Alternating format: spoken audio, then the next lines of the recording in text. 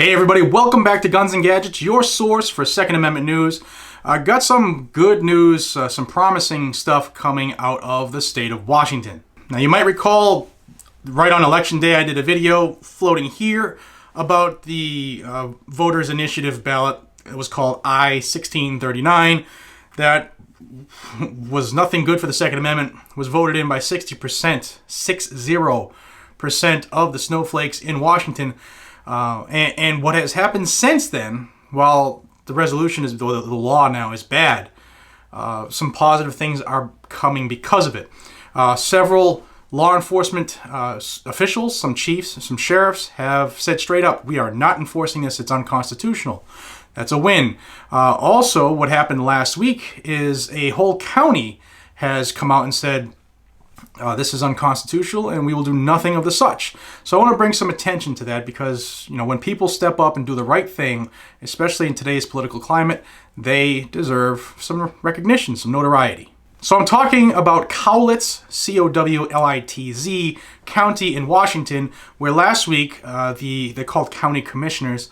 They took up a resolution which basically said, hey man, this thing ain't right and we're not gonna enforce it because it's unconstitutional.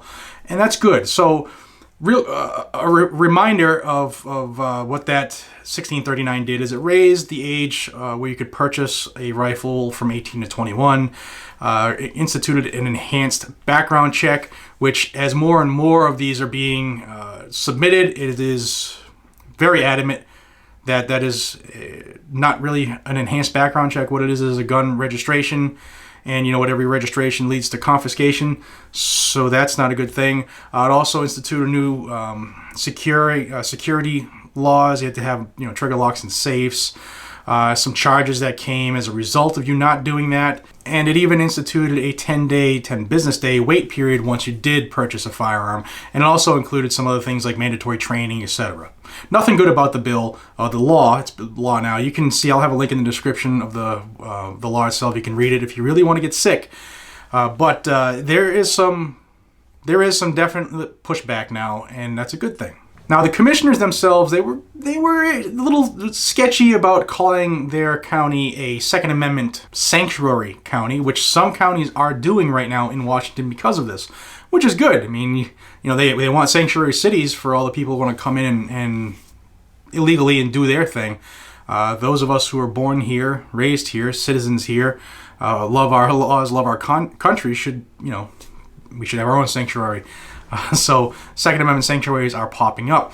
Like I said, there are a couple of chiefs and sheriffs who have said we're not going to enforce this at all. And this all comes after the Attorney General in Washington, whose name is Bob Ferguson, came out and said, I am confident that this law is constitutional. The infringements on the Second Amendment, which says shall not be infringed. I believe we can do this. And the bigger thing we can take from this is what the proponents of this then bill, now law, are saying. And I'll give you a quote just to show you how dangerous the minds of these sheep who drink the Kool-Aid will be, not can be, will be and are being now across the country. This lady's name is Sarah East. She was the leader of Longview's March for Our Lives event last year. And her quote on this is, remember, anything somebody says before the word but, throw it away, right? She says, I appreciate the Constitution, but it will change as we, as a society, change and grow. I think respecting the law is important. Let's use your own thing against you, children, shall we? Respect the law is important. The Second Amendment is the law of the land, and you shall respect it, whether you like it or not. And the Constitution doesn't change as your safe spaces change, or you didn't get a trophy for coming in 43rd in your backgammon team, and all that happy horseshit. This is ridiculous, but this is how they think, and this is what is behind the current agenda that is looking to take away what keeps us free and safe. Let's come back to the commissioners who had this resolution that they voted on, and they said that right away 1639 restricts the rights of citizens as protected by the U.S. and Washington state constitutions. It says the initiative will cause economic hardship. It also says that burdens and price increases on those lawfully buying guns have had a direct negative effect on local economy. So this law, passed by the elitists in the cities, is destroying local businesses. They don't care because it's guns. but it ultimately is going to destroy the state. If you have no business, you have no income, taxes go up, and that's socialism. Now, another facet of these enhanced background checks that nobody's paying attention to is that the FBI has already said last year that when some of these states were passing these laws, that we're not doing them. What they said was the NICS system is already pretty much tapped out on what we can do, and we're not doing all your crap. We have our own crap to take care of.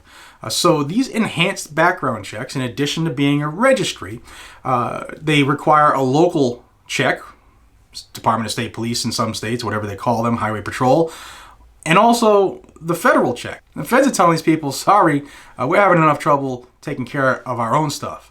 So keep that in mind too. If you can't get your enhanced background check done, they're going to deny you that firearm purchase. And the funny thing about this initiative that's going against the law that was voted in, like I said earlier, it was a ballot initiative that got 60% of the vote in Washington. The flip side is 61% of Cowlitz County voted against I-1639. So it's a very liberty-loving area who didn't want to violate their Second Amendment, didn't want to give up any rights. So they're taking the next step of action, and they're deeming that law invalid because it is unconstitutional, just like SCOTUS has said before, just like our founding fathers have said, and they're not going to enforce it. Now, they are currently scheduling meetings with different sheriffs around the state to see what's going on here, how can we do this, should we do the right thing, basically. And more information will be forthcoming, and as it does, I will bring it to you right here. As long as you're a subscriber to Guns and Gadgets, you'll never miss any of the news. So all you gotta do is hit subscribe right below here, hit that bell, and every now and then YouTube might tell you when I put out new content, because they've stopped doing that. Also, if you have been a subscriber in the past, recheck your subscription. I've had a lot of people tell me within the last couple of days that, hey, I had to resubscribe, YouTube took me off. So please do that.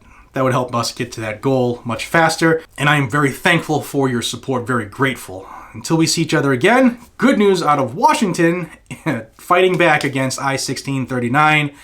Good on you, the commissioners of Cowlitz County. Cowlitz, that's a funny name. But keep doing what you're doing the right thing. Know that those of us who love the Second Amendment, those of us who love the Constitution across the country have your back. And until we see each other again, this is Jared from Guns and Gadgets. Be safe, stay vigilant, and carry your weapon. Take care, everybody.